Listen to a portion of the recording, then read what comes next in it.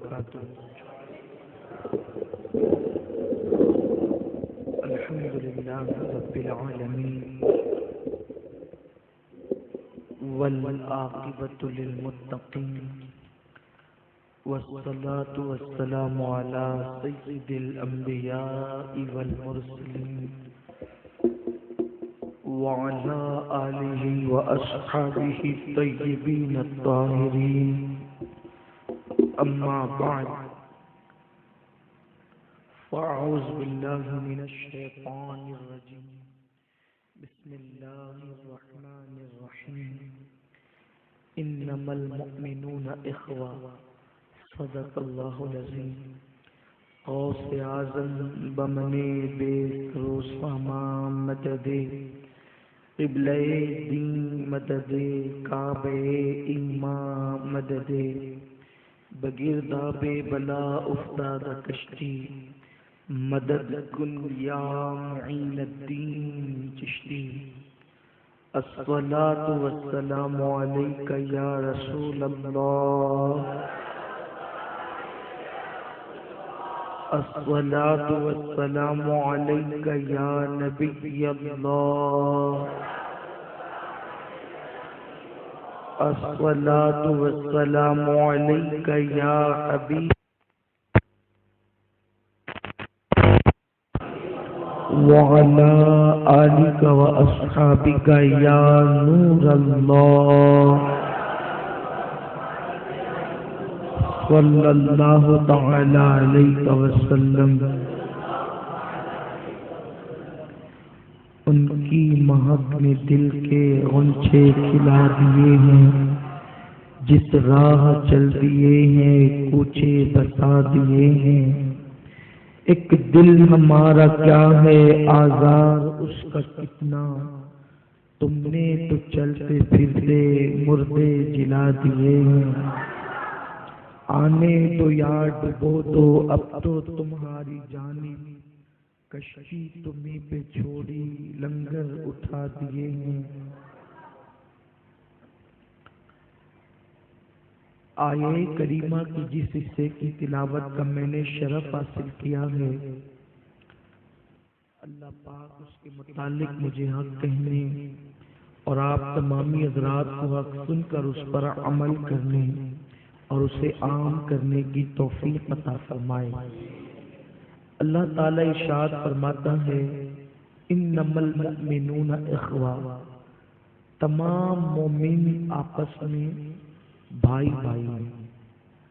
انسان کسی بھی قبیلے کا ہو، کسی بھی خطے کا ہو، کسی بھی برادری کا ہو، کسی بھی شہر کا ہو، کسی بھی ملک کا ہو، اگر وہ مسلمان ہے تو وہ اپنا بھائی ہے.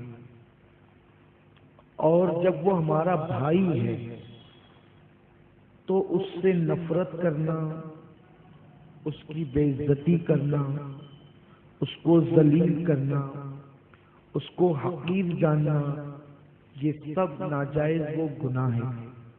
جس طرح نماز چھوڑنا گناہ ہے، ایسے ہی کسی مسلمان کی بے عزتی کرنا یہ بھی گناہ ہے. میرے آقا علیہ السلام کے پیارے دیوانوں، تو جیسے ہمارا کوئی سگا بھائی ہوتا ہے تو اس کا ہم لوگوں پر حق ہوتا ہے، اور سگے بھائی کا حق یہ ہے کہ ہم شفقت کریں، چھوٹا ہے تو اس کو پیار دیں، بڑا ہے تو اس کی تعظیم کریں. اس طرح الگ الگ حقوق سب کے اسلام نے متعین کیا ہے. ماں باپ کا حق ہے، بیوی کا حق ہے، بچوں کا حق ہے. ایسے ہی پوری دنیا میں کوئی بھی اگر مسلمان ہے تو اس مسلمان کا دوسرے مسلمان پہ 6 حق ہے. ایک مسلمان کے دوسرے مسلمان پر 6 حق ہے. اگر کسی نے وہ 6 حق ادا نہیں کیا تو اللہ کی بارگاہ میں قیامت کے دن اس کو جواب دینا ہوگا، اور وہ مسلمان کی حق تلفی کی بنیاد پر، مسلمان کا حق ادا نہ کرنے کی بنیاد پر وہ جہنم میں جا سکتا ہے. اب مسلمان کا دوسرے مسلمان پہ کون سا 6 حق ہے، اس کو آپ بغور سماعت فرمائیں. اور یہ 6 حق ہر مسلمان کے ادا کرنے کی کوشش کریں۔ سب سے پہلا حق جو ایک مسلمان کا دوسرے مسلمان پر ہے کہ وہ اگر ہمیں ملے تو ہم اس کو سلام کریں۔ مسلمان کا دوسرے مسلمان پر حق یہ ہے کہ اگر کوئی ملے تو سلام کریں، اور اگر کسی مسلمان نے ہم کو سلام کیا تو ہم اس سلام کا جواب دیں۔ اب یہاں پر عام طور پر ایک عجیب سی بدعت مسلمانوں کے اندر آ گئی ہے کہ ہر مسلمان انتظار کرتا ہے کہ پہلے وہ سلام کرے۔ ہر آدمی انتظار کرتا ہے کہ پہلے وہ سلام کرے۔ کیوں؟ میں عالم ہوں، کیوں میں سیٹ ہوں، کیوں میں بڑا ہوں۔ یہی گندگی ہے کہ جس کی وجہ سے سنتوں پر عمل کرنے سے ہمارا نفس ہمیں روکتا ہے، ورنہ اصل اور سچی بات یہ ہے کہ سلام کرنے کے لیے کوئی چھوٹے بڑے امیر غریب کی قید نہیں۔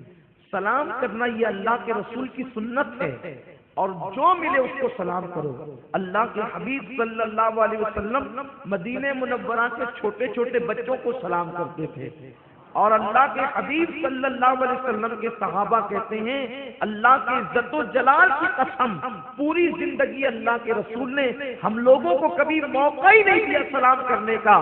جب بھی حضور ہمیں راستے میں ملتے تو آقا پہلے خود سے ہمیں سلام کرتے۔ اب حضور سے بڑا کون ہے؟ اللہ کے رسول صلی اللہ علیہ وسلم سے بڑا کون ہے؟ حضور اتنے بڑے ہیں، اس کے باوجود ارے جن کو اللہ سلام کرے، جن کو اللہ سلام کرے وہ رسول اپنے غلاموں کو سلام کرتے ہیں۔ اب ہر آدمی یار وہ فلاں مجھے سلام نہیں کرتا، ارے اللہ کے بندے وہ نہیں کرتا تو تم کر دو، تمہارے منہ میں تو کوئی مسٹیک نہیں، کوئی پرابلم تو نہیں ہے، تو تم کرو سلام کرو۔ اچھا، سلام کرنے میں بھی کچھ لوگ جو ہے نا وہ سلام کرتے ہوئے یوں کرتے ہیں، یعنی کہ وہ گردن ہلاتے ہیں۔ تو اس طرح گردن سے سلام کرنا یا ہاتھ سے یہ کر دینا یہ ناجائز ہے۔ گردن سے سلام کرنا جائز نہیں، ہاتھ سے سلام کرنا جائز نہیں۔ کچھ لوگ اشارہ کرتے ہیں اس سے آنکھوں کا، تو اس کو جائز نہیں ہے۔ جب بھی سلام کریں گے تو سنت کے مطابق کریں گے، السلام علیکم، اور ہو سکے تو السلام علیکم ورحمۃ اللہ وبرکاتہ کہیں۔ اور اللہ کے حبیب صلی اللہ علیہ وسلم فرماتے ہیں کہ جو تم کو جس لب و لہجے میں سلام کرے تم اس سے بڑھ کر کے اس کو جواب دو۔ سلام کرنا سنت ہے اور اس کا جواب دینا واجب ہے۔ کبھی فون آئے، فون کی گھنٹی بجے تو پہلے سلام کریں، کلام کرنے سے پہلے سلام کریں۔ بہت سارے لوگوں کو دیکھا گیا ہے کہ دوسروں کو فون کریں گے تو سلام کریں گے، لیکن اگر بیوی کا فون آیا، ہاں بول کیا بات ہے، یعنی اس کو سلام نہیں کریں گے۔ وہ سمجھتے ہی نہیں کہ بیوی سلام کے قابل ہے۔ کہیں ایسا پلان تو نہیں ہے کہ یہ جلدی سے مر جائے تو آپ کے لیے کوئی دوسرا راستہ ہو؟ ایسا تو کوئی مقصد نہیں ہے، پھر سلام کیوں نہیں کرتے؟ سلام نہیں کرنے کی، سلام کا مطلب کیا ہے؟ السلام علیکم، اللہ تمہیں سلامت رکھے۔ ارے بیوی سلامت رہے گی تو گھر کی باغ و بہار سلامت رہے گی، اور آپ بیوی کو ہی سلام نہیں کرتے۔ سلام یہ وہ دعا ہے، سلام اس دعا کا نام ہے۔ اور دیکھو تو صحیح، اسلام کتنا پیارا مذہب ہے کہ جب بھی ملو تو اسلام سلام کرنے کی بات کرتا ہے، اور اللہ کے رسول اپنی بیویوں کو خود سلام کرتے تھے۔ آقا کریم اپنی بیویوں کو، گلی کے بچوں کو خود سلام کرتے تھے۔ تو فون پر بھی اگر اپنے بچے بھی ہوں تو ہم بات کریں تو پہلے ان کو سلام کریں، ان کو عادت ڈالیں سلام کی۔ اچھا کبھی ایسا ہوتا ہے نا، بچے گھر میں یوں ہی آ گئے، کیا بیٹا سلام نہیں کیا، ایسے ہی آ گیا؟ آپ ایسا مت کیجیے، اس نے نہیں کیا تو آپ کہتے السلام علیکم بیٹا، تو اب جب وہ آئے گا تو وہ سلام کرے گا۔ تو ایک مومن کا دوسرے مومن پہ حق ہے سلام کرے۔ اب تھوڑا سا اس کی تشریح کرنا چاہتا ہوں، کیونکہ میں 6 حقوق آج ہی بیان کرنا چاہتا ہوں، اور 1 گھنٹے میں گفتگو ختم بھی کرنی ہے، کیونکہ پھر سفر کے لیے روانہ بھی ہونا ہے۔ سلام کی برکت یہ ہے کہ اگر آپ کسی کو سلام کریں تو اس کے دل سے آپ کے لیے کینہ نکل جائے گا، اور آپ کے دل سے اس کے لیے کینہ نکل جائے گا۔ اس لیے سلام کیا کریں۔ اور ایک بات یہاں آگے بڑھنے سے پہلے اور بھی عرض کر دوں، سب کو سلام کریں، اور سب سے زیادہ رب کے محبوب کو سلام کریں، اور سلام اسی کو کریں جو حضور پہ سلام پڑھتا ہو۔ جو حضور پہ سلام پڑھنے کو منع کرتا ہو اس کا حق نہیں کہ اس کو سلام کیا جائے۔ یہ جو نبی پہ سلام پڑھنے کا مخالف ہے پھر اس کو سلام ہم کیوں کریں؟ تو سلام اس کو کریں جو نبی پر سلام کرے، یہ خاص بات یاد رکھیں۔ اور سلام جو ہے وہ اللہ کی طرف سے بڑا انعام ہے۔ میرے آقا فرماتے ہیں سلام کو عام کرو، اس سے محبت بڑھے گی۔ محلے میں لوگ کھچے کھچے رہتے ہیں نا ایک دوسرے سے، کیوں؟ سلام نہیں کرتے ہم، اور ہر آدمی جو ہے وہ ایک دوسرے کو سلام کا مطالبہ کرتا ہے، خود نہیں کرتا۔ ابھی الیکشن آ رہے ہیں تو لیڈر لوگ بہت بڑھ بڑھ کے سب کو سلام کریں گے، بڑھیا کو، بڈھوں کو، بچوں کو، سب کو سلام کریں گے۔ بلکہ ایسا بھی ہوگا کہ اندھیرے میں کوئی نظر نہیں آئے تو بھی ان کو سلام کر دیں گے، لیکن جب وہ جیت کے آ جائے نا تو پھر اب آپ ان کو ڈھونڈتے رہیے ان کے سلام کے لیے، نظر نہیں آئیں گے۔ یعنی اب سلام بھی مطلبی ہو گئے۔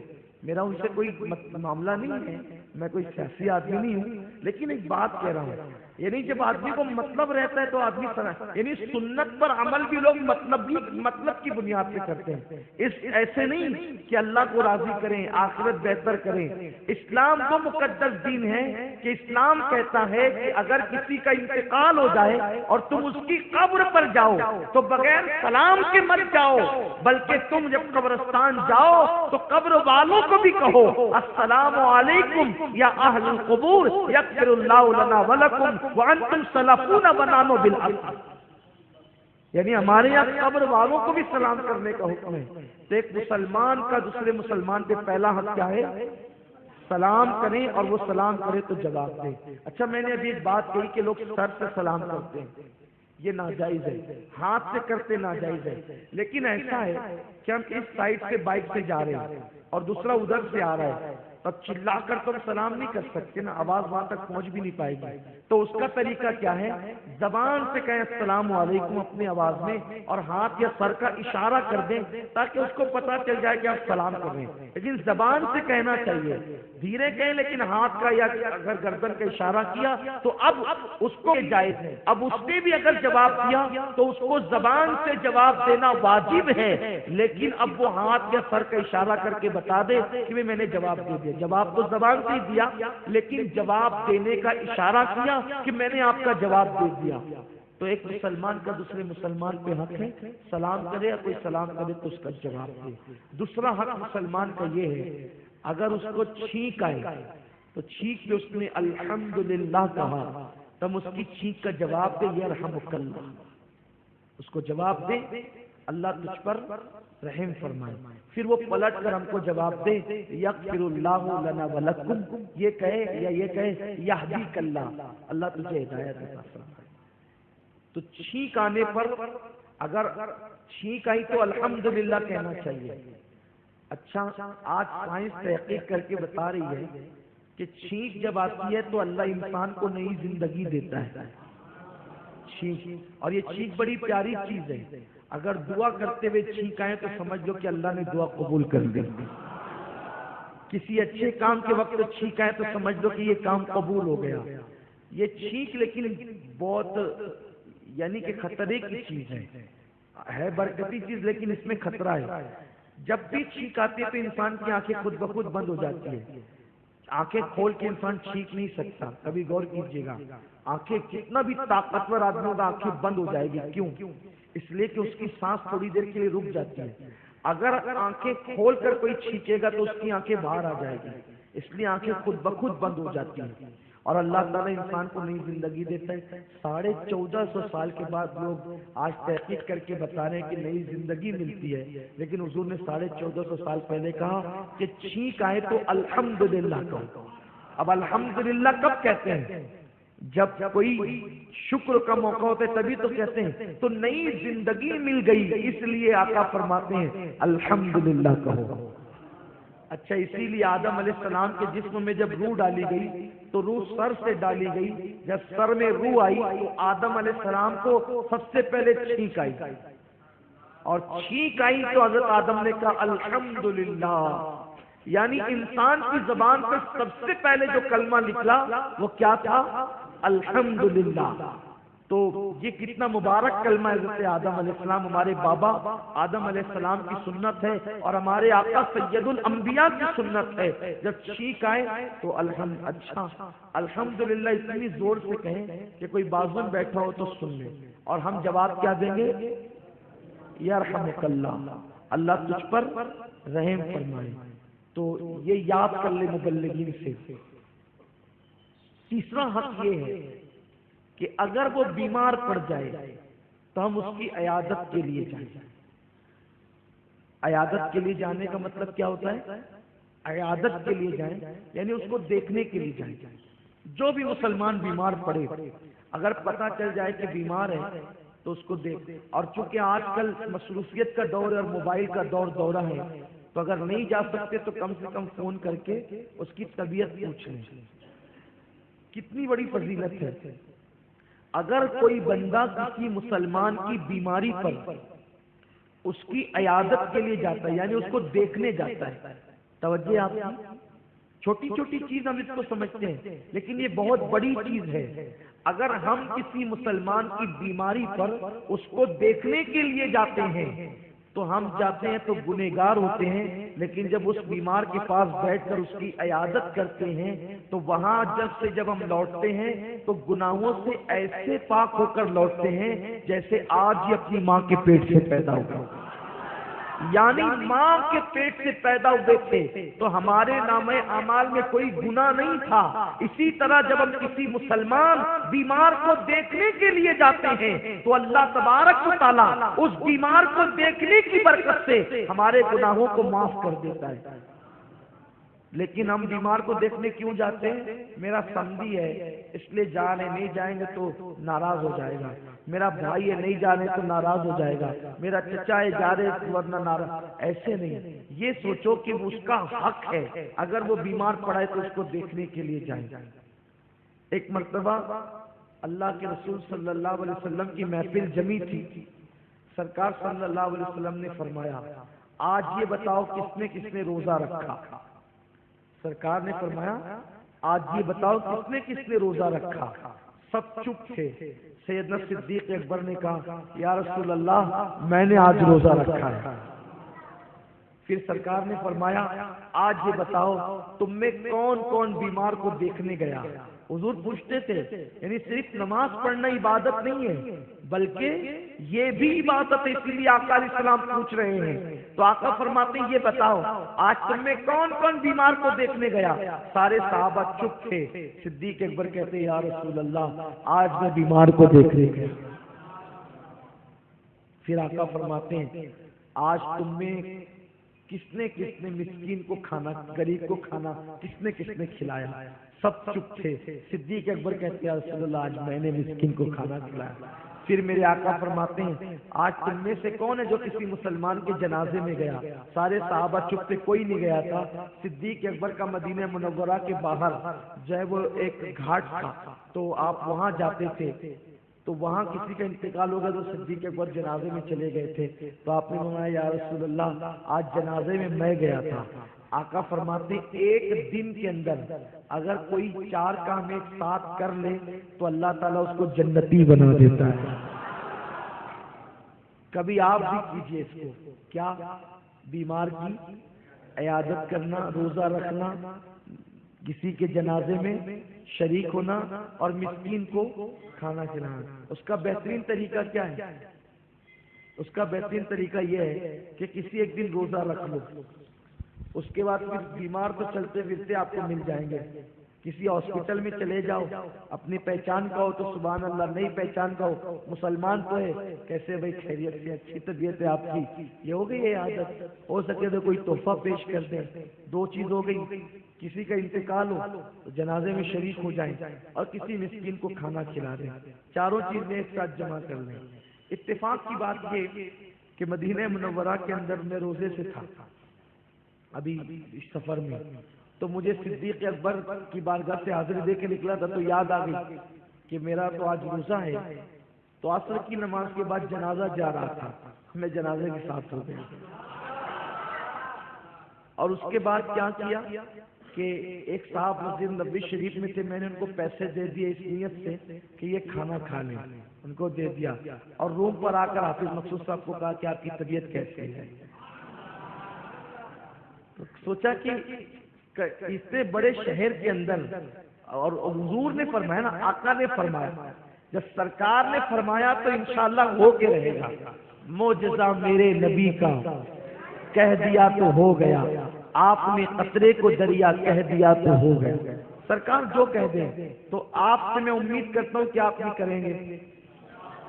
کل کون سا دن ہے؟ سنیچر، اتوار، ہو سکے تو پیر کو روزہ رکھ لیں، ہو سکے تو جمعرات کو کسی دن رکھ لیں، اور اسی مہینے میں یہ 4 کام کر لیں، ایک دن میں ہونا شرط ہے، ایک دن میں 4 کام کر لیں، کیونکہ یہ مہینہ سیدنا صدیق اکبر کا مہینہ ہے، یہ ماہ مبارک سیدنا صدیق اکبر کا مہینہ ہے۔ تو عرض یہ کر رہا تھا کہ بیمار کی عیادت کے لیے جانے سے گناہوں کی مغفرت ہو جاتی ہے، اور میرے آقا فرماتے ہیں جب بندہ کسی بیمار کی عیادت کے لیے چلتا ہے تو وہ اللہ کی رحمتوں میں نہاتا ہے، اور جب جا کر کے وہ بیمار کے پاس بیٹھتا ہے تو گویا کہ وہ اللہ کی رحمتوں میں غوطہ لگاتا ہے، اور وہ جنت کے پھل چنتا ہے۔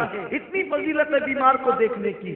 تو بیماری اگر کسی کی پتہ چلے تو مسلمان کا حق ہے کہ بیمار کی عیادت کے لیے جائیں، لوگوں کی خیر خیریت پوچھیں۔ دیکھیے یہ جو اسلام میں جماعت کا نظام ہے نا، کہ نماز جماعت کے ساتھ پڑھو، کیوں ہے؟ اس کی حکمت یہ ہے کہ مسلمان دوسرے مسلمان کے دکھ درد کے اندر شریک ہو۔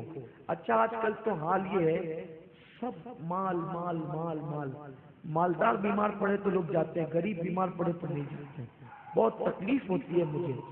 حالانکہ اور لوگ اچھا جب بیمار کے پاس جائیں گے بھی نا تو وہ ہاتھ میں رومال لے کے جائیں گے، اس طرح منہ کو کپڑا لگائیں گے ایسے، اب بیمار کو دیکھیں گے تو آپ اس بیمار کو تسلی دینے کے لیے گئے ہیں یا اس کا دل دکھانے کے لیے گئے ہیں؟ اچھا بیمار کے پاس جائیں گے تو یوں کپڑے سمیٹیں گے کہ اس کی بیماری لگ نہ جائے۔ یہ بات یاد رکھیے، ہمارا ایمان ہے جب تک بیماری ہماری تقدیر میں لکھی ہوئی نہیں ہوگی وہ بیماری ہم کو نہیں لگ سکتی، بیماری ہم کو نہیں لگ سکتی۔ اللہ کے رسول صلی اللہ علیہ وسلم جب بھی کسی بیمار کو دیکھنے جاتے تھے تو اللہ پہ بیٹھتے تھے، اور بستر پہ بیٹھنے کے بعد اس کے ماتھے پہ ہاتھ رکھتے اور کیسے ہو؟ تو بیمار جو بھی کہتا اچھا حضور کی عادت کیا تھی؟ قربان۔ جب انسان بیمار پڑ جاتا ہے نا تو اس کا منہ خراب ہو جاتا ہے، اکثر بخار میں پڑتا ہے، تو انسان چاہتا ہے یہ کھاؤں کہ یہ کھاؤں، بہت کھاؤں، کھانا اس کو وہ اچھا لگتا ہے، اور لیکن کھا نہیں سکتا۔ اور حضور جب جاتے تھے نا بیمار کو دیکھ پوچھتے تھے تم کو کیا کھانے کی حاجت ہے یہ بتاؤ، اور بیمار جو بولتا حضور لا کر کے پیش کر دیتے، بشرط یہ ہے کہ اس کو وہ چیز نقصان نہ کرے۔ اور وہ کتنا مشہور سا واقعہ ہے کہ آقا کریم صلی اللہ علیہ وسلم پر ایک بڑھیا روزانہ کچرا ڈالتی تھی، اور ایک دن سرکار پہ کچرا نہیں آیا۔ مسلمانوں اپنا نبی کیسا ہے؟ میں تو مچلتا ہوں، میرا دل مچلتا ہے کہ جو جان کے دشمنوں کو اتنا چاہتا ہو وہ ہم جیسے غلاموں سے کتنا پیار کرتا ہوں۔ یعنی اپنے کو کوئی ٹینشن ہے ہی نہیں، کوئی ٹینشن نہیں ہے دنیا کا نہ آخرت کا۔ کیوں؟ اس لیے کہ جو دشمنوں کے لیے دل میں اتنی محبت رکھتا ہے، غلام بھائی ہم لوگ بھی تو کچھ ہیں نا، ان کے کچھ لگتے ہیں، کچھ نہیں بہت کچھ لگتے ہیں، ہم ان کے غلام ہیں، وہ ہمارے آقا ہیں۔ اس سے بڑھ کر تیری سمت اور وسیلہ کیا ہے؟ اللہ نے کیسا نبی عطا کیا، روزانہ کچرا ڈالا جا رہا ہے، کہ کچرا نہیں آیا، اور پوچھا آج کچرا کیوں نہیں آیا؟ تو کسی شخص نے خوشی کہا حضور جو کچرا ڈالتی تھی وہ بیمار ہے۔ کہا بیمار ہے، چلو اس کے گھر میں گئے، اور بڑھیا پڑی ہوئی تھی، سرکار نے کہا وہ دیکھ کر کہا اچھا محمد تم تو بڑے ہوشیار ہو کہ جب میں اچھی تھی تو مجھ سے بدلہ نہیں لیا، آج میں بیمار ہوں تو مجھ سے بدلہ لینے آئے ہو۔ سرکار نے کہا بدلہ لینا میرا کام نہیں، میں تجھے دیکھنے آیا ہوں تیری طبیعت کیسی ہے، تیرا حال کیسا ہے۔ اللہ اکبر۔ اس نے کہا آپ میرا حال پوچھنے آئے؟ سرکار نے بڑھیا کے سر پہ ہاتھ رکھ کے پوچھا بتا تو کیا کھانا چاہتی ہے، تیرا کچھ کھانے کا دل ہو رہا ہو تو لا کر پیش کر دیا جائے۔ اس نے یہ مانگا، سرکار نے لا کر کے پیش کیا۔ اس نے کہا کھانا بعد میں کھائیں گے، پہلے اسلام کا کلمہ پڑھ کے مسلمان۔ سرکار دشمنوں کے ساتھ، اور ہم بھائی بیمار پڑ جائے تو ایک گھر میں پوچھتے نہیں تیری طبیعت کیسی ہے۔ مسلمانوں، ہم نے سمجھا کہ صرف تسبیح پڑھنا اسلام ہے، صرف نماز پڑھنا اسلام ہے، صرف داڑھی رکھنا اسلام ہے۔ یقیناً یہ اسلام کے ارکان ہیں، لیکن یہ کتنی بڑی بات ہے۔ آقائے کریم کافر بیمار پڑ جائے پتا چلے تو عیادت کے لیے جاتے تھے۔ یہ تو مسلمان ہے، مسلمان کا حق ہے اگر بیمار پڑے اس کی عیادت کے لیے جاؤ۔ کتنی چیزیں ہو گئی؟ کتنی ہو گئی؟ 3۔ نمبر 1 سلام کرنا، سلام کا جواب دینا۔ دوسرا چھینک آنے پر چھینک کا جواب دینا۔ تیسرا بیمار کی، مسلمان کا تیسرا کہ بیمار کی عیادت کرنا۔ آقا کریم صلی اللہ علیہ وسلم کی سنت یہ بھی ہے کہ جب کوئی بیمار ہوتا تو حضور علیہ السلام اس کے سر پہ ہاتھ رکھتے اور اس کو تسلی دیتے اور کہتے گھبراؤ نہیں، تم جلدی اچھے ہو جاؤ گے، اللہ تم کو شفا عطا کرے گا۔ اچھا کچھ لوگ وہاں جا کر کے بیٹھتے ہیں، کیا ہوا؟ یہ ہو گیا، ارے یہ تو بہت خطرناک بیماری ہے، یعنی وہ کل مرنے والا آج مرے، یہ حالت ہوتی ہے۔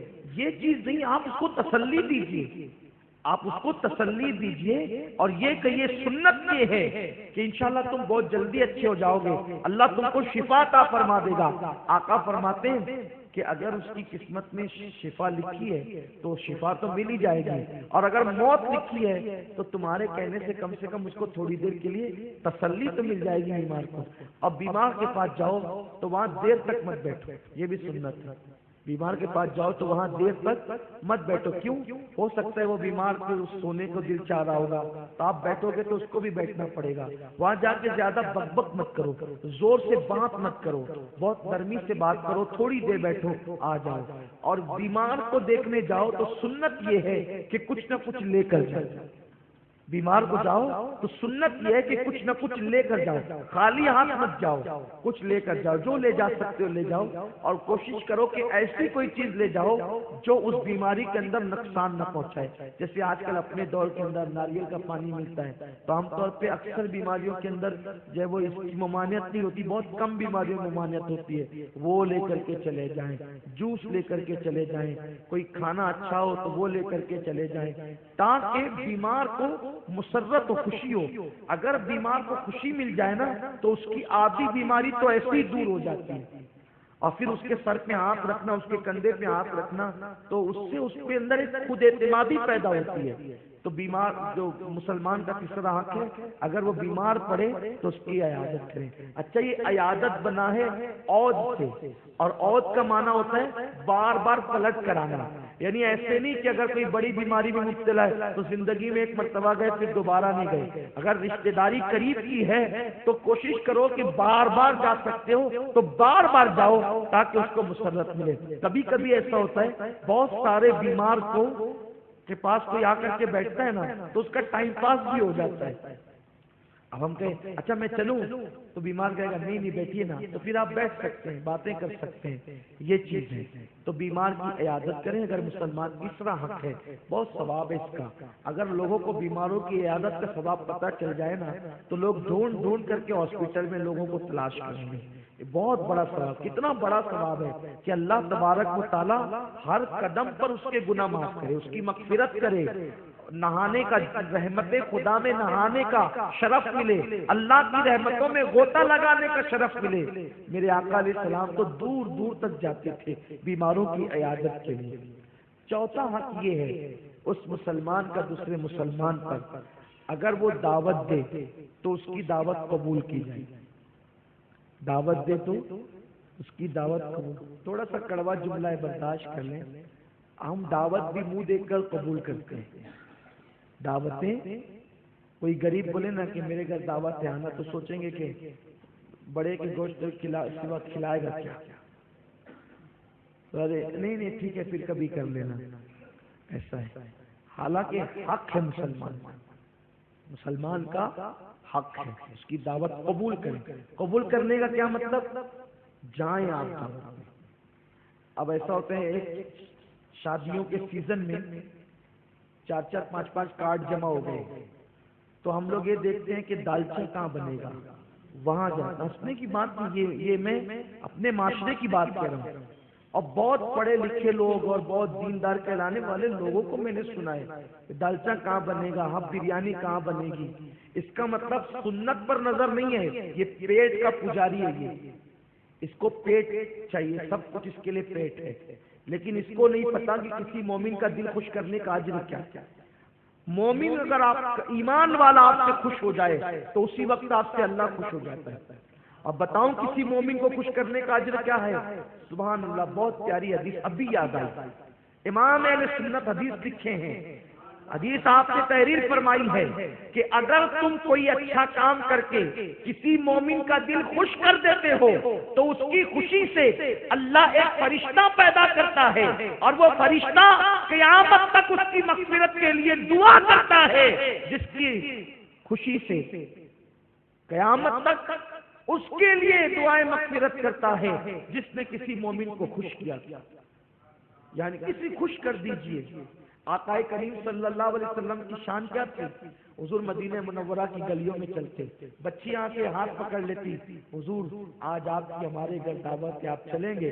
حضور کو بھوک لگی ہوتی تو سرکار کہتے ٹھیک ہے چلو. اب بچے نے کہا چلو، بچی نے کہا چلو. گھر میں تو پہلے سے اطلاع نہ تھی، حضور پہنچ گئے. اب پہنچ گئے تو ان کے ماں باپ نے کہا حضور آپ تشریف لائیں. آپ کی بچی نے کہا کہ چلو دعوت ہے تو میں آ گیا. اب گھر میں کچھ پکا ہوا نہیں ہے، ستو ہے، اس کو پانی میں گھول کے پیش کر دیا. حضور نے پی لیا، دعا کرتے ہوئے چل چلے. کیونکہ کھجوریں پیش کر دی، لیا چل دیے. آج کل تو لوگ دعوتوں میں جاتے ہیں تو وہاں جا کے ہوتے، خاص طور پہ شادیوں میں نے دیکھا ہے، ایک گوشت دینا گوشت. یہ ہنسنے کی بات نہیں، میں آپ اس پہ توجہ کریں. میں کہنا کیا چاہتا ہوں، کہنا کیا چاہتا ہوں، اگر اس بندے نے کھانے میں گوشت کم ڈالا ہے اور آپ کہتے ہیں گوشت دے تو دوسروں کو کم پڑے گا نا. کچھ لوگ تو یہاں تک کہتے ہیں اوقات نہیں تھی تو بلایا کیوں تھا، یہ کہتے ہیں. پتہ ہی نہیں، اہمیت ہی نہیں ہے. ارے میرے بھائی، اگر تجھے گوشت کا اتنا شوق ہے تو تو اپنے گھر میں پکا کے کھا، حلق تک کھا، تجھے روکتا کون ہے؟ تو شادیوں میں گوشت کو مانگتا. آپ سوچنے کی بات ہے. بلکہ اسلام نے یہ بات کی کہ اگر کہیں کھانا کھانے آپ دعوت میں جاؤ اور کوئی شخص ایسا ہی کہ جس کو دعوت نہیں دی گئی تو تم اس کو کھانے کے لیے بلا نہیں سکتے کہ چلو آؤ کھانا کھا لو. کیوں؟ اس نے بنایا 50 آدمی کا، 51ویں آدمی کو تم خود بلا رہے ہو. اگر ایک آدمی کا کھانا کم پڑ جائے گا تو اس کی بے عزتی ہو جائے گی. دعوت کا کہ آداب یہ ہیں کہ اگر کہیں پر کھانا بنا تو تم اس میں روٹی کو چور کر کے نہیں کھا سکتے. کیوں؟ اس لیے کہ روٹی چور کے کھانے سے سالن زیادہ لگتا ہے. تو تم روٹی چور کر کے اگر کھا لو گے، سالن زیادہ خرچ ہو گیا تو دوسرے کو اللہ نہ کرے کم نہ پڑ جائے تو اس کی بے عزتی ہو جائے گی. تو اگر تم روٹی کے ٹکڑے کر کے اس کو چور کر کھانا چاہتے ہو تو پہلے میزبان سے اجازت لو کہ کیا میں اس میں روٹی کے ٹکڑے ڈال کر کے کھا سکتا ہوں. اگر وہ اجازت دے تب کھا سکتے ہو. کیا اسلام کی حسین تعلیم ہے. اور ایک بات یہ بھی ہے، کیا ہوتا ہے عام طور پہ کھانا آیا نا تو کھانا آنے کے بعد ہم لوگ کیا کرتے ہیں، ہم ایک دوسرے کو دیتے لو نہ لو، ہم لوگ کھانا لو. اسلام کہتا ہے کہ اگر میزبان نے کھانا رکھا ہے تو اس کی اجازت کے بغیر آپ اپنے ہاتھ سے دوسرے کی پلیٹ میں نہیں ڈال سکتے، کیونکہ اس نے تم کو کھانے کے لیے دیا ہے، کھلانے کے لیے نہیں دیا.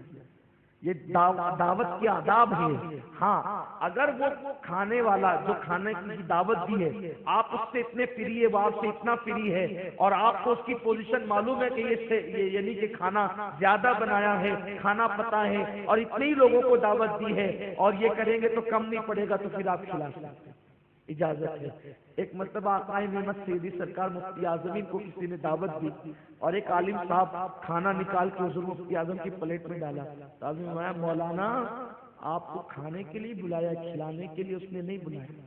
یہ اسلام کی تعلیم ہے. تو اس لیے ان چیزوں پہ توجہ کی جائے. اچھا، دعوت قبول کرنا کتنی پیاری. ایک بات، اگر دو بندے دعوت دیں تو جس نے پہلے دعوت دی ہے اس کا پہلا حق ہے. اسی طرح اگر شادی کارڈ تو شادی کے سیزن میں 5 جمع ہو جاتے ہیں تو جہاں سے پہلے کارڈ آیا آپ کو پہلے وہاں جانا چاہیے. یعنی یہ نہیں 5 لوگ ہیں، 5 نے دیا تو ایک مڈل کلاس ہے، ایک غریب ہے یا ایک قریب ہے، سب غریب ہے لیکن کوئی قریب ہے کوئی دور ہے، تو اس وقت اب یہ دیکھا جائے گا پہلے کس نے دیا کارڈ، پہلے وہاں پہنچے، پھر دوسرا کس نے دیا، پھر وہاں پہنچے، پھر تیسرا کس نے دیا، پھر وہاں پہنچے۔ ایک بات، آپ نفل روزہ رکھنا چاہتے تھے، رات کو ارادہ کیا کہ صبح نفل روزہ رکھنا ہے، صبح نفل روزہ رکھنا ہے، اور صبح کسی کا فون آ گیا کہ کل آپ کی دعوت ہے، تو اس وقت افضل یہ ہے روزہ چھوڑ دو، دعوت قبول کرو، کیونکہ روزہ نفل ہے اور دعوت قبول کرنا سنت ہے، اور وہ بھی سنت موقدہ ہے۔ فرمایا میرے آقا علیہ السلام نے کہ کسی کو کوئی مومن دعوت دے اور وہ مومن کی دعوت کو قبول کر سکتا ہے لیکن قبول نہ کرے فلیس منا، وہ میرا ہے ہی نہیں۔ لوگ دعوت دے تو دعوت قبول کرو، جا سکتے تو قبول کرو، لیکن جاؤ تو آداب۔ روزے سے، نفل روزے سے اتنا ثواب نہیں ملتا جتنا دعوت میں جانے سے ثواب ملتا ہے، بلکہ یہاں تک بیان کیا گیا کہ آپ نے روزہ رکھ بھی لیا، آپ نے روزہ رکھ بھی لیا نفل، اور ایسی صورت میں صبح 10 بجے وہ آ گیا میرے گھر دعوت کر، آپ نے نفل روزہ رکھا، تو اگر دل یہ کہتا ہے کہ نہیں جانے تو اس کا دل ٹوٹے گا، تو آپ روزہ توڑ دیں، نفل روزہ۔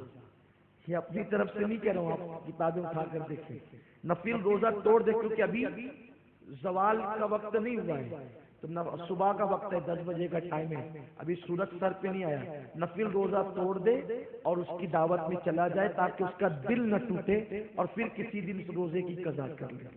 یہ اسلام کی تعلیم ہے۔ اب پتہ چلا دعوت کتنی قیمتی چیز ہے، دعوت کتنی اہم چیز ہے، دعوت قبول کرنا یہ آقا علیہ السلام کی سنت ہے۔ میرے آقا صلی اللہ علیہ وسلم کے پیارے دیوانوں، کتنی چیزیں ہو گئی؟ 4 چیزیں۔ اچھا، دعوت میں جائیں تو نمک اور پانی کے سوا آپ کچھ مانگ نہیں سکتے، نمک اور پانی کے سوا کوئی چیز آپ مانگ نہیں سکتے۔ کچھ لوگ کیا کرتے ہیں، دعوت میں جاتے ہیں تو اتنے نازک بن جاتے ہیں، میں یہ نہیں کھاتا، وہ نہیں کھاتا، وہ نہیں کھاتا، گھر پہ اوجڑی کا سالن بنا کر کے کھائے گا، اور دعوت میں جائے گا تو بولے گا کہ اپنے کو پرہیز ہے بھائی، اپنے یہ نہیں پرہیز تھا تو گھر رکتا۔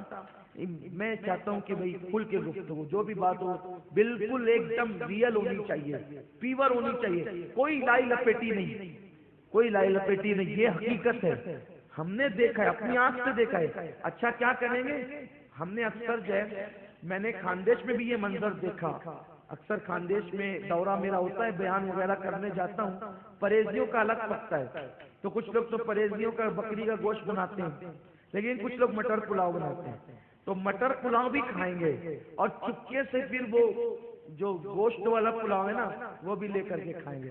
تو جب تمہارا پرہیز تھا تو ابھی تم کیا کھا رہے ہو؟ یعنی یہ چیزیں ہوتی ہے، لوگ اس قدر پیٹ پجاری ہو گئے نا، یہ بڑی خطرناک چیز ہے، یہ نہیں ہونا چاہیے۔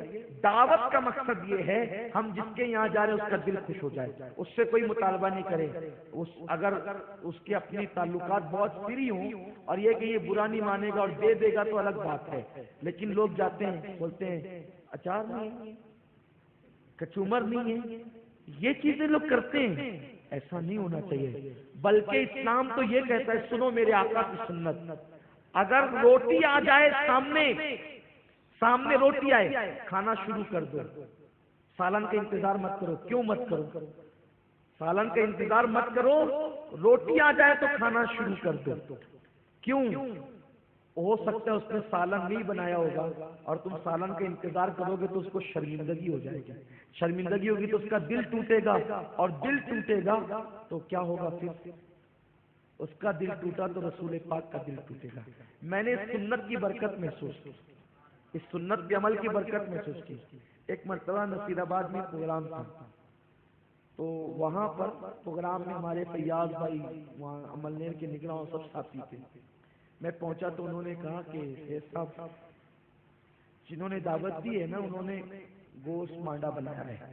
کہا ٹھیک، اچھی بات ہے۔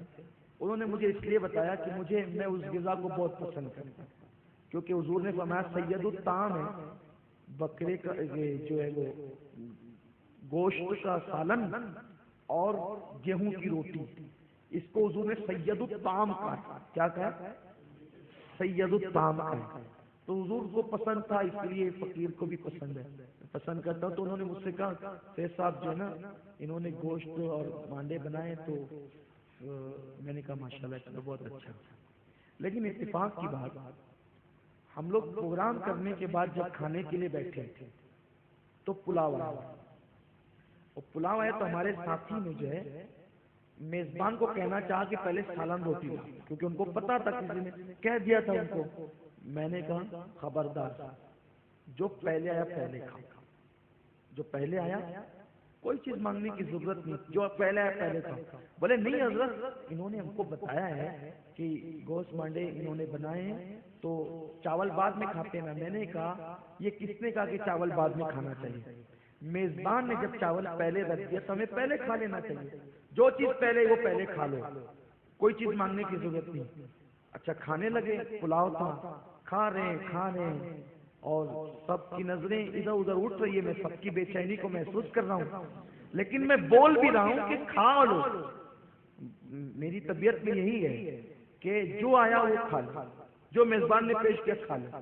کھاتے رہے، آخری میں کیا ہوا، جب کھا چکے تو دعا ہو گئی، دعا کے بعد پھر چائے پی لی۔ جب جانے لگے کار میں بیٹھنے لگا تو پھر بھی ہمارے ساتھی سے نہیں رہا گیا، انہوں نے کہا بھائی جب انہوں نے تو کہا تھا کہ آج گوشت مانڈے بنیں گے تو بنایا نہیں، تو تب انہوں نے بتایا کہ جس کے گھر میں دعوت تھی اس کے گھر میں اچانک ان کی اہلیہ کی طبیعت خراب ہو گئی، تو اس خاتون کو ہاسپٹل میں لے جانے کی ہمہ ہمی میں یہ لوگ جو ہے وہ، کیونکہ گوشت مانڈے بنانے کے لیے ٹائم لگتا ہے تو وہ لوگ یہ بنا نہیں سکے اور لیٹ پہنچے، تو ان لوگوں نے جو ہے وہ فوری طور پہ پلاؤ تیار ہو سکتا تھا تو انہوں نے تیار کر دیا۔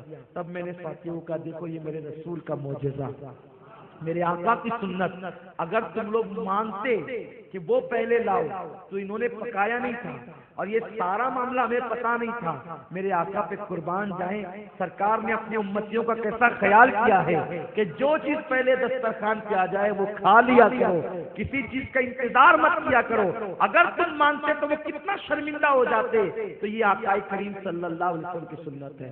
تو روٹی آئے نا تو رکھی روٹی کھانا شروع کر دینے کا، حالانکہ آج ایسا نہیں ہوتا کہ کوئی سالن نہ پکائے، لیکن اس دور میں لوگ سالن نہیں پکاتے تھے، صرف روٹی ہی کھلا دیتے تھے۔ تو آقا فرماتے ہیں کھا لیا کرو، نمک اور پانی کے سوا تیسری کوئی چیز کا آپ مطالبہ نہیں کر سکتے، اس لیے ان چیزوں کا خیال کرنا چاہیے۔ ایک مرتبہ ایسا ہو گیا، اس پر بھی جو ہے نا یہ سنت ترک کرنے کی شرمندگی بھی جو ہے وہ، ایک مرتبہ ہم لوگ ایک شہر میں تھے اور جو ہے وہ دال بھاٹی کسی نے بنائی تھی، راجستھان والے ایسے وہ گول گول لڈو کی طرح بھاٹی ہوتی ہے، وہی بڑی لذیذ ہوتی ہے، تو اس کو دیسی گھی میں وہ بناتے، تو دال باٹی بنائی تھی بڑے پیار سے۔ ہمارے ساتھ ایک ساتھی تھے، دال تھی پھیکی، تو ہمارے ساتھی نے کہا ایک کام کرو، اگر ہری مرچ اس کے ساتھ آ جائے گی تو مزہ آ جائے گا۔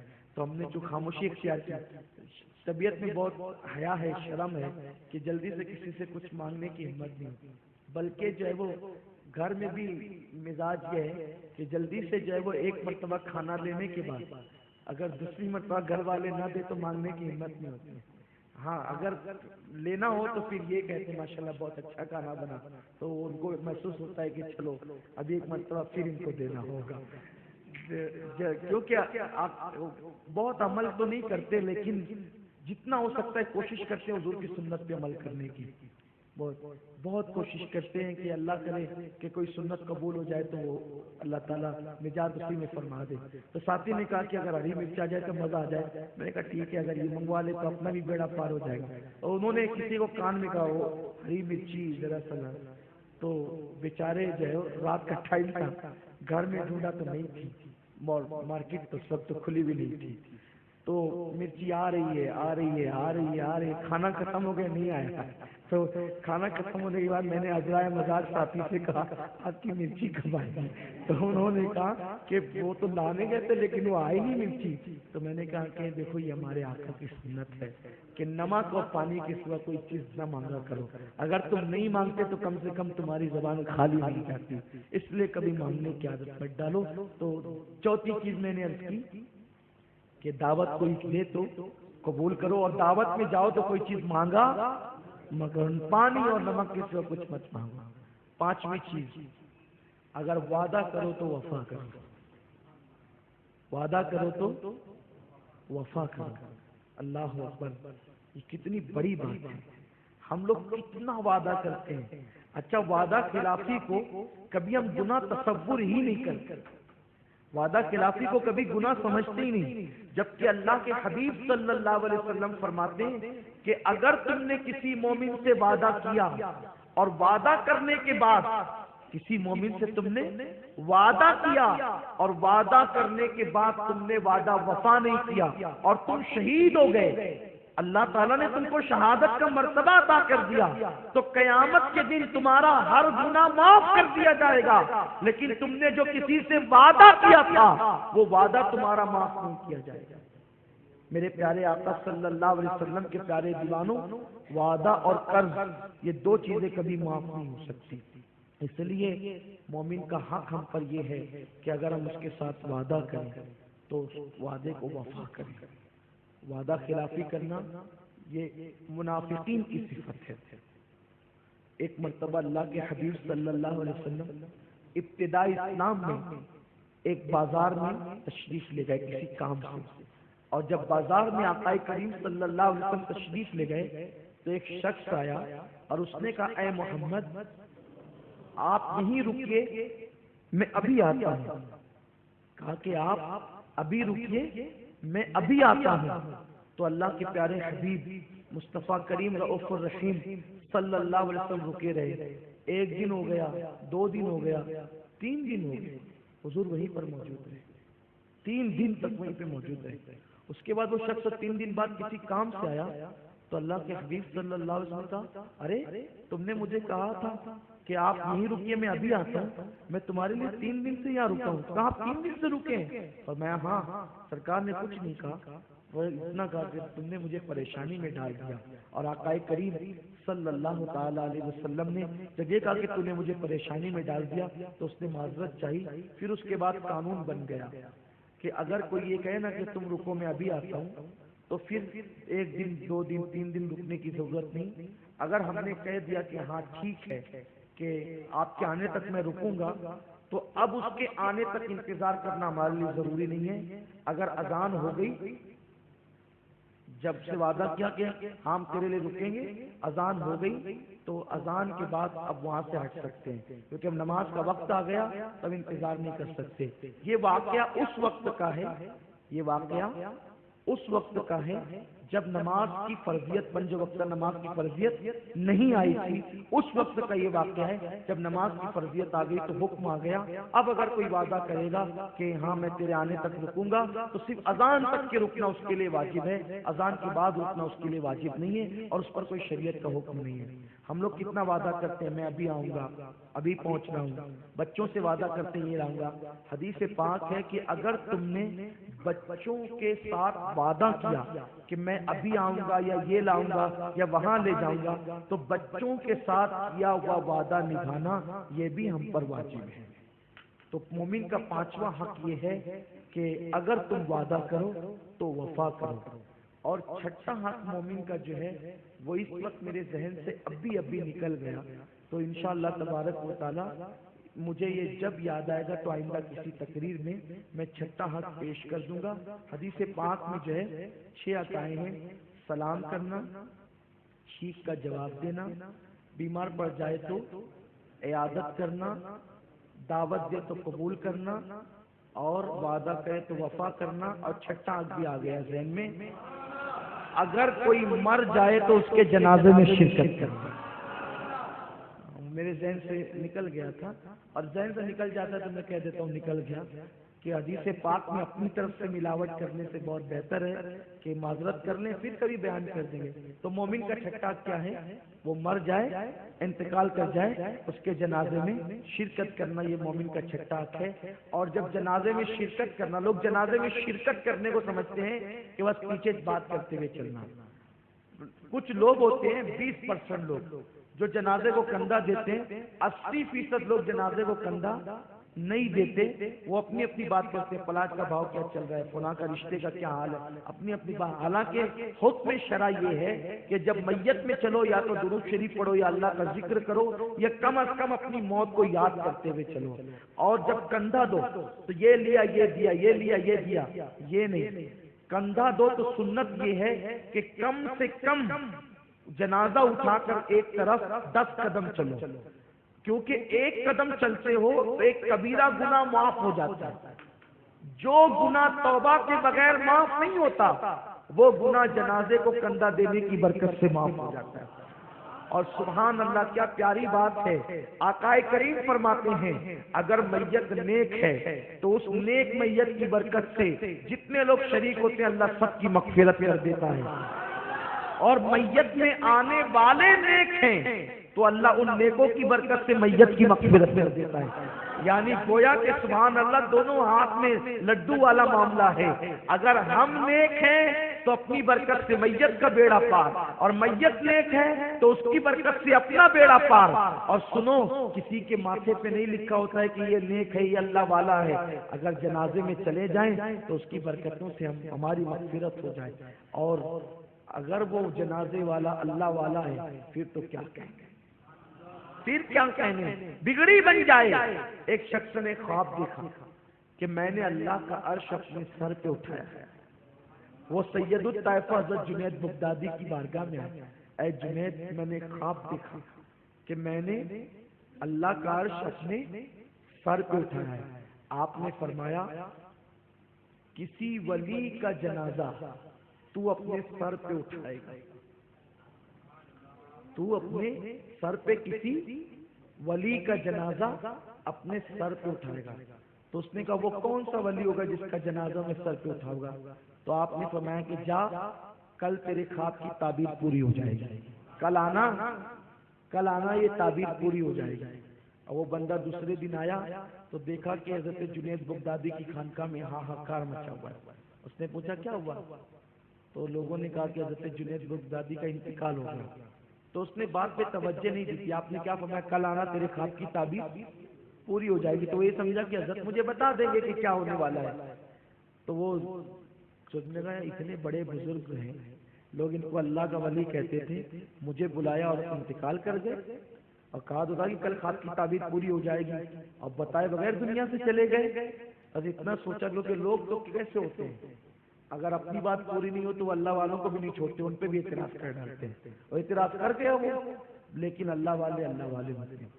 ابھی اعتراض کیا تھا کہ اس کے اوپر ایک ریلا آیا، بھیڑ بہت تھی، ایک ریلا آیا اور ریلے میں ایسے آگے گیا کہ وہ جنازے قریب آیا تو سوچا کندھا دے دوں، لیکن دوسرا ریلا آیا تو جنازے کے کندھے دینے کی جگہ نہیں پہنچا وہ، بلکہ جنازے کے نیچے گھس گیا۔ اب جنازے کے نیچے گھسا تو سوچا کہ کندھے کا موقع تو نہیں ہے، ایک کام کرتے ہیں اپنا سر ہی جنازے کو لگا دیتے ہیں۔ جیسے ہی سر جنازے کو لگایا اندر سے آواز آئی جھوٹا وعدہ نہیں کیا تھا، دیکھ وعدہ پورا ہو گیا۔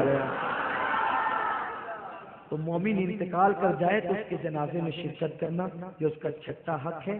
مومن کے 6 حقوق ادا کریں۔ اللہ مجھے آپ سب کو توفیق عطا فرمائے۔